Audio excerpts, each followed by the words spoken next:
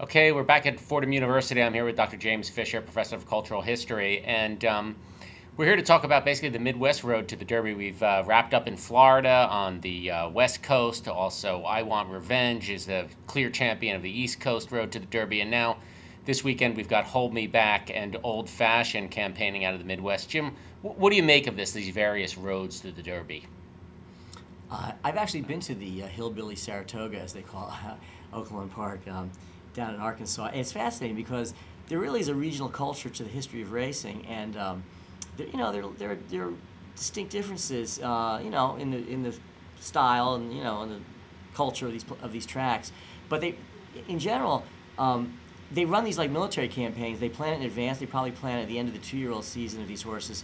And it creates a kind of a mystique because nobody can be familiar with all the local scene at all these different tracks or different circuits.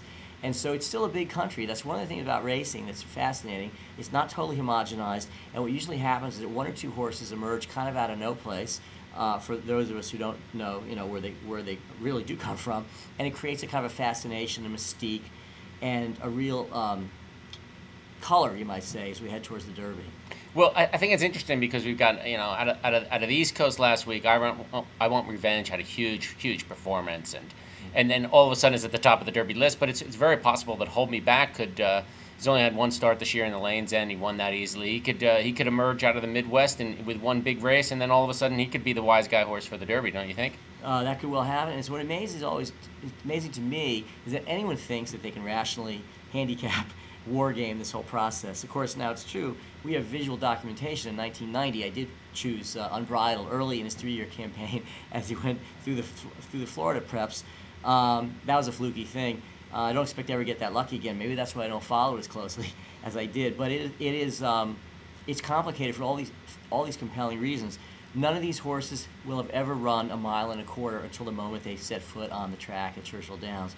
And so there's so much unknown and intrigue that surrounds this particular event, which helps explain why it is, of course, for that one day in May. I mean, all of America is focused on a horse race, the only time that happens the entire year.